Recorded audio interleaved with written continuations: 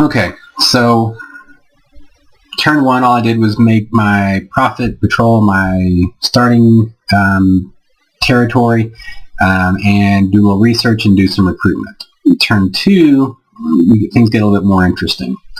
Turn two, we now see a little bit about what our surrounding indies are. And this can be sometimes the heartbreaking sort of deal if you have really, really tough indies all around you, or at least in the ways you want to be going. In this case, we take a look. 20 militias and light infantry will blow those guys up handily. 20 militias and heavy infantry will blow those guys up. 30 militias, archers, and light infantry, we will blow those guys up. And 30 Amazons and Pegasus riders. Those are a little bit tougher. There's not a huge number of them. We'll manage them, but they're far and away the toughest of the others, which isn't to really say they're really tough indies. It's just to say we got incredibly lucky, honestly, on the others. And as the expansion in this game goes really fast for me, that's really probably a reasonable factor in it. As you can already tell from the arrows, since I chose to continue, I'm actually going to start out by trying to take 2 provinces. So let's go ahead and look at my capital. We've got my initial starting commander who's already got a heroic ability, even though he hasn't fought yet. I guess he did he heroically patrolled down the unrest, and so his heroic ability was heroic strength.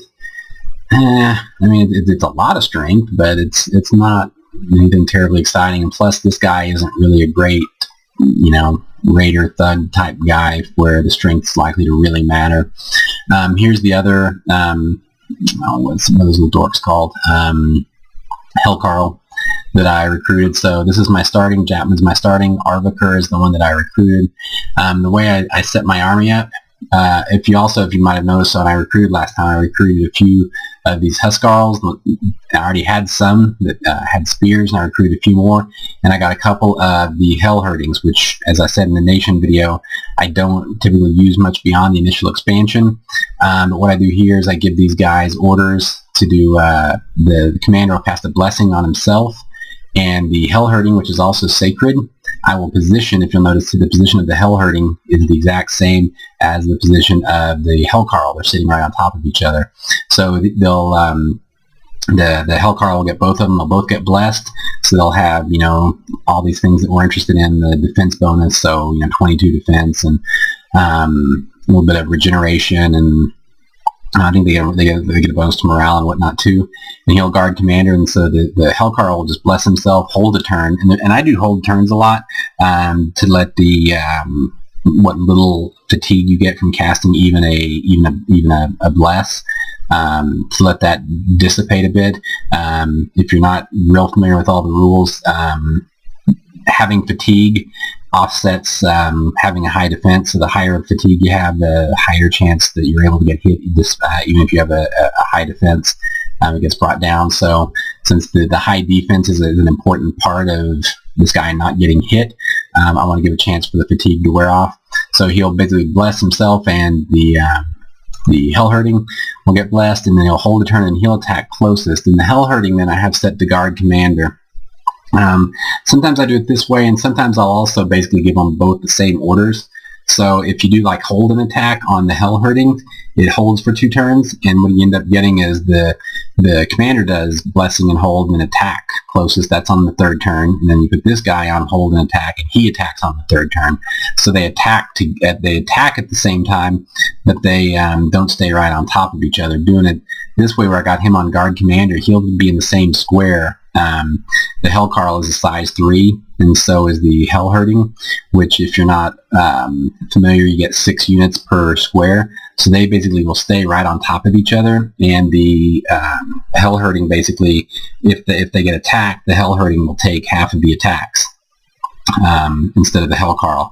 So it increases the survivability a bit, and it's just it also kind of helps them to prevent them from getting surrounded. And there's some other advantages to doing that. So that's how I do that. And then also trick I learned from Maryland a while back. These other guys, I just kind of set them off in the middle a bit, and I don't give them orders. Primarily, I don't like to give these guys orders because of the javelins. and by not getting orders, basically they'll run forward until they can throw their javelins, and then they'll go and attack. If you just say attack closest, though, they just keep running and they don't tend to throw the javelins, which is suboptimal. So I just leave them on blank. They'll basically do attack closest, except they'll throw the javelins first. I also, if you noticed, it's very different from Maryland's videos. I don't do nearly as good a job and as nearly as good a job as he does at kind of arranging my troops. I've experimented with trying to be very technical about it and being very anal in the way I lay them all out perfectly, and I find I end up, shooting myself in the foot about as often as not.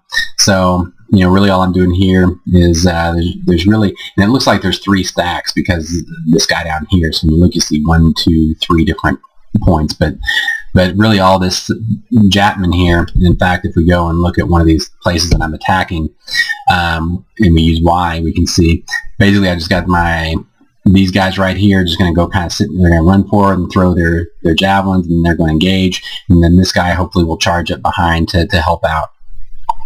It's not nearly as technically precise as what Maryland does, but when I've tried to do that, my experiences have been real mixed, and sometimes I just have these horrible disasters happen when I try to get too clever. So I tend to keep mine a little bit simpler.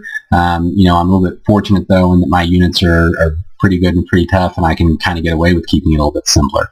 7 of these guys. Oh, I also want to have 7. When you get down to 5 or fewer, you start having real problems with morale and with the units breaking. I'd really love to have slightly more. I usually would like to have at least 8 in a stack, but I didn't quite have enough for that, so I'll start out with 7.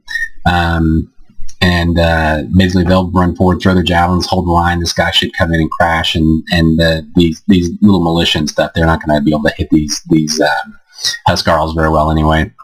So I'm starting out by attacking the 20 militias and heavy infantry and the 30 militias, archers, and light infantry. I'm not very worried those are going to fail.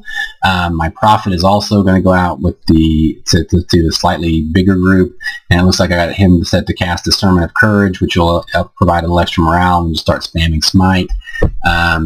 Also worth noticing, my little surf warriors are all sitting up here.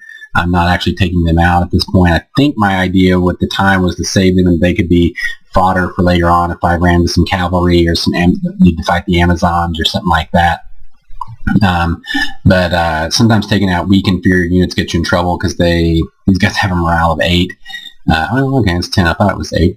It's, you know what? It is 8. It's higher because they're in their home province where they were recruited, and it's friendly dominion.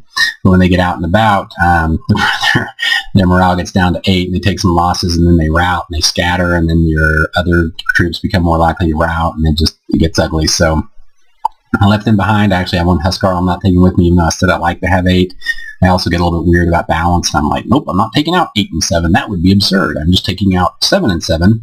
But also, I think, if we look here when I go to recruit, I recruited 1 more of the Hellcarls, 1 more of the Hellherdings, and 1, 2, 3, 4, 5, 6 more of the Huskarls. So next turn I'll have basically another troop set up just like these with, it's easier to look at it here, with 1 Hellcarl, 1 Herdman, and 7 of those guys. So that's the other reason I'm leaving that guy back. That's really about it as far as, so that's obviously why I'm recruiting. As I mentioned, my Pretender stays on research. Still staying on alteration for time being. And that's about it. Oh, and unlike Maryland, I brought my taxes down to 100%. You can see that the unrest was 0. I didn't really show the messages. Everybody except Cetus went ahead and made their profit. It's been discussed later on why he didn't do his, or elsewhere why his profit didn't come up. I only had 6. I only had 6 unrest that had to be patrolled down, so that was cool. One other thing I wanted to show that I didn't see anybody else really talk about a whole lot. The charts are interesting now. So provinces, we can look here. We can see that nobody went and grabbed any new provinces. Obviously, nobody got any forts. But income starts to get a little bit interesting. So we can tell a little bit kind of how folks, started, maybe a little about their scales and, a little bit. So, for instance, we can see that T and Chi, which is this pink line, they doesn't look like they overtaxed. It looks like everybody else did, and it looks like Cetus has a little bit more income going on than everybody else. Gym income, again, nobody's found anything new, so that's fine. The interesting parts, a couple interesting parts. One becomes the research. So we can see, it's a little bit difficult because of the gray line, but the Helheim line is much, much higher than anybody else sees. This is the only other one that's got any research going at this time. So that's almost certainly an awake pretender there. They, as has been mentioned, other places went with a super combatant at this point. That's probably something that you'd suspect because it's not a huge amount of research like what we got from our research-heavy pretender. And sometimes because they didn't take a province at this point, we gotta go, well, maybe they didn't take a super combatant, because some folks will just roll their super combatant out turn one and just assume it'll work out okay. I don't think that's something I could ever do, but basically this shows us that we probably got 2 awake pretenders and that's it. Dominion's not super interesting at this point, and really army size probably isn't either. I regret that the Helheim line is going to be so hard to see. It's hard to see in live on the screen, much less in the videos. But I'll probably talk a little bit. I haven't seen Maryland look at the charts at all. I'll probably talk about them a fair bit. Which one is, I'm probably going to talk a little bit less about some of the actual strategy where Maryland was talking about how he kind of sets up some of his troops and lays them out and likes to do all that. That's very useful, and I think he's doing a very good job of it, and he's better at it than me, and he practices it, and he actually does it better than me, so I'll probably leave those sorts of things to him, and I'll probably try to focus a little bit more on some of the charts and some of the other things that are kind of my thoughts about the game going forward. So that's the end of that turn. Let's do one more here real quick. And I've got basically my turn set up each in a different game, so I can just kind of choose them like this if I want to run through them. So turn 3, we'll see the results from our fights. On the first one, it looks like this was the one where we were showing 20 indies. We didn't take any losses and we routed them. The second one, which was the 30 indies, we did take 1 loss and we routed them. I'm going to take a look at the battles real quick. Not super interesting. I'll probably put them on fast forward. There's our team. Our guys go out. There's their dorks. Our guys throw their javelins at their dorks. They engage. Their dorks can't do much. Here comes the cavalry. Half their dorks are already fleeing. Our cavalry blows them up. Now we've got to go smash a few archers. And that's the end of that. And that's pretty similar, pretty, typical for how a lot of these things will tend to go. This one we do end up losing a guy, it looks like. There's nothing really out of the ordinary here. Probably just some folks got some extra hits in. Oh yeah, this one our profits at also. There go there's the javelin throw. They throw some javelins. There's the smite going off. We throw some more javelins. Here comes the cavalry. Looks like we were spread out a little bit further on this one. They did get a couple hits in there, so we got a couple guys that no longer have their mirror images up. About half the infantry there is retreating. Fight the next group. They'll get smashed. They'll fast forward. They'll get smashed fairly quickly. Surprised they're not routing yet, actually. I think I just saw my guy get killed there. We actually killed them all. They didn't even rout. So now we'll go through. The archers won't stand up too much at all. They don't have shields, and that's just going to be a slaughter. So now they're all routing. And that's pretty much the end of that one. We did lose a guy, and you can see we got a couple guys who lost their mirror images. So that's a sign that they got hit. But still, that was pretty easy. As we look at our kind of map at this point, it's also worth noting that sometimes as the game goes on, your scouting reports can show as many as half as much as is there to, I believe, 200% of what's there, or it could just be 150. But the point is that your scouting numbers will change sometimes. Sometimes you'll see a province, and one turn it'll say there's I think there were 20 here before, and there were 30 here, but now it says there's 20 here and 30 here. That's really, it has to do with your scouting being sort of inaccurate and not knowing exactly how many are there. But we got these 2 provinces taken out all right. Here we just got 20 militias and light infantries. I'm kind of interested in this province early on anyway because it's the farmland, and there's probably some high population, so that's good income, which is something I can really use. I am kind of in a little bit of, I hate saying I'm in a bind already on income, but I took 2 provinces and I'm still only 438 on income, which isn't great. And my units are really expensive. So I'd like to try to get that up, so I'm going to kind of make this a little bit of an early focus. This unit that's here is going to go attack these Atlantean militias and shamblers. Atlantean militias are usually not too difficult. Shamblers hit like houses, so those could be problematic. And if we have guys here with nets, which some of them I believe do, it could be also problematic. But overall, I'm going to, I guess, risk it and say I like our chances. That one also has our profit with it. And then the new group that I put together from last turn is this one where I got the same, so it's the same Hellcarl, same Hellherding, 7 Huskarls, and I got the 15 Dorks this time. And I'm moving them out here. I think my notion may be within they're going to go fight the Barbarians. I think that's what I might have had in my head. And that those, the 15 Surf Warriors, the guys that don't have glamour or any of that, would make good fodder against the Barbarians. But, it's hard to say sometimes exactly. I don't remember exactly what my thought was back then.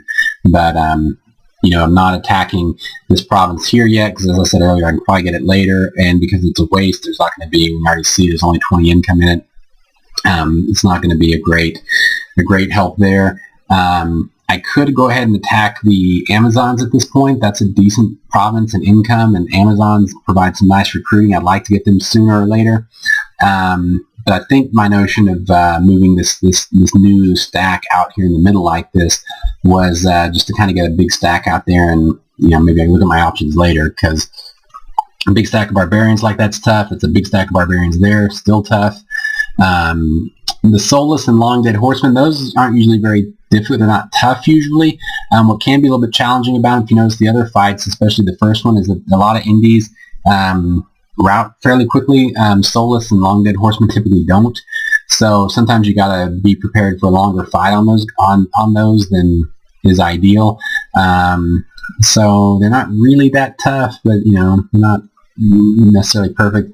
And then this one's just monkeys, but there's 80 of them. And 80s, to kill 80 of anything takes a while, and I'm usually using pretty small numbers. Like I say, that's another problem. Like the 60 barbarians is like, even my guys are a whole lot better than barbarians. They got 60, and I got like 8. So that's sort of a problem. It's a problem with 80 monkeys.